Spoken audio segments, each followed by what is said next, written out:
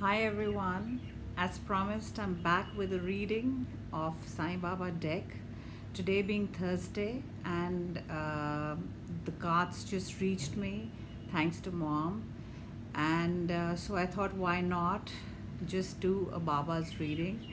Because as we all know, Thursday is Guruvar, and it's very auspicious because we celebrate the presence and the grace of our Guru Janas. And Sai Baba is our universal guru, guide, especially in the modern world. And I'll also be reviewing the deck, so you know what it's all about. Uh, this is the deck we'll be using. It is Sai Baba Oracle Cards by Mehrukh Daruwala.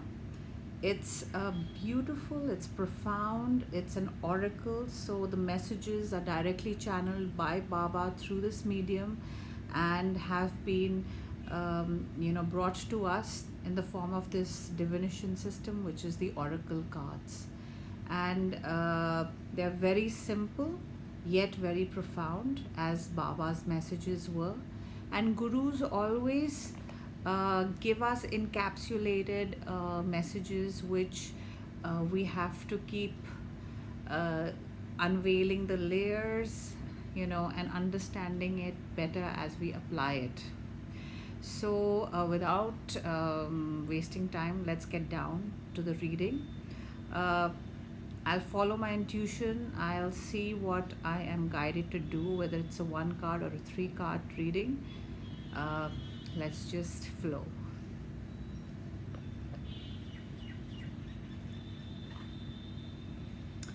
Here are these beautiful cards. They are a lovely stock, sturdy, and very beautifully smooth. They glide very nicely, they shuffle very nicely, and they have a Baba's beautiful countenance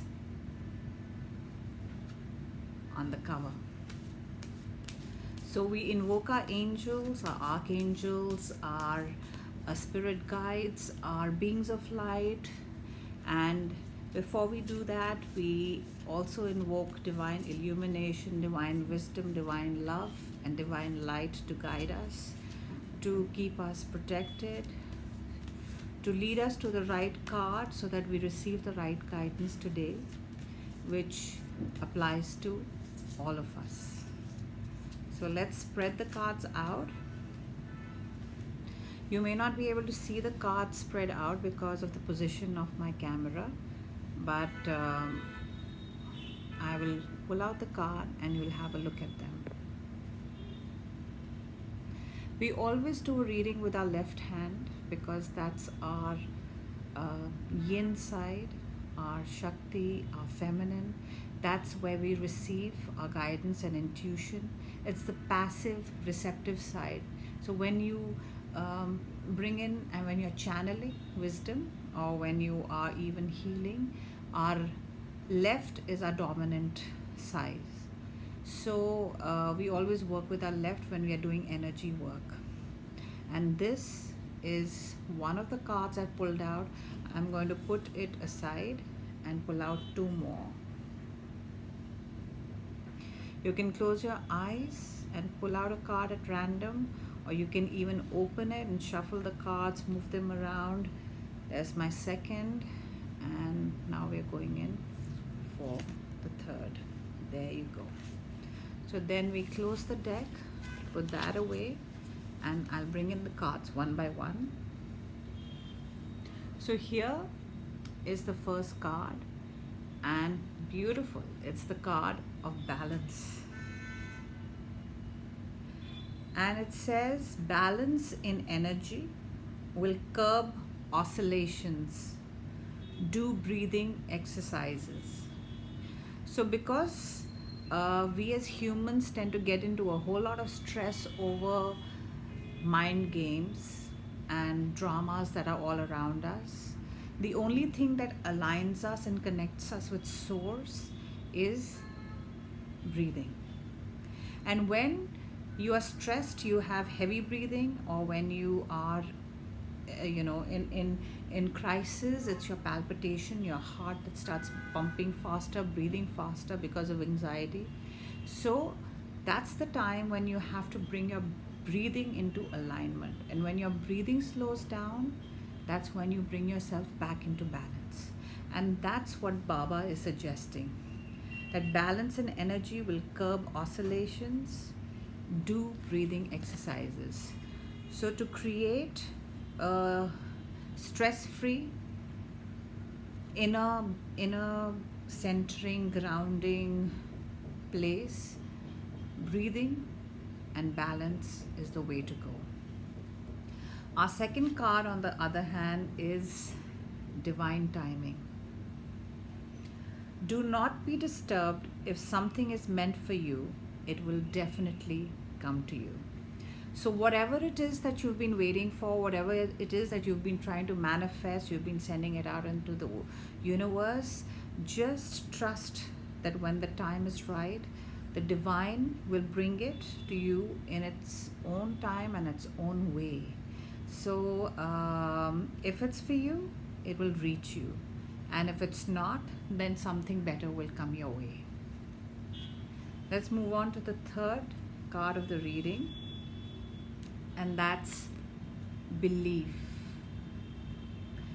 Don't believe everything that you think for you, it's not a reality. So I'll repeat that. Don't believe everything that you think for you, for it's not a reality. So whatever you're thinking, sometimes we overthink, overanalyze, and jump to conclusions. And sometimes things and thoughts that are coming to us are really not for us.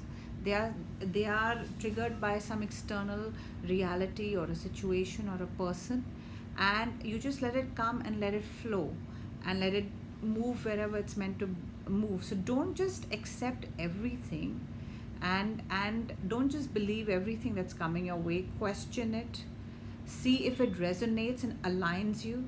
If it throws you off balance and brings you in a place of disharmony, then it's not for you. Drop it.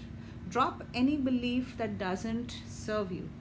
So when we look at all these cards together, it's balance, it's divine timing, and it's belief. So basically, if we put it all together, it would mean that where's the stress? What's meant for you will come to you. Don't overthink it. Trust in divine timing. And while you're waiting, because waiting, the two biggest spiritual qualities are patience and endurance. Patience for the right time, and endurance while you're waiting in hope, waiting in faith, in the belief and in the trust on your gurus and your source, that whatever is happening or whatever the delay is, it's only leading me to a better place. When you are in that space, then you will be able to endure, and you'll be able to wait for the right timing, and you will not let belief systems that don't serve you bother you. Because half of our stress and half of our anxiety is believing something that may or may not be true. And even if it were true in some way, it's not your reality. If it's coming from an external source, it's their reality. If you don't assume it and don't take it upon yourself, it's not yours. So it goes back exactly where it came from. So trust, get into yoga, get into breathing, bring yourself into alignment. Meditation is so important for that. 10 to 15 minutes daily.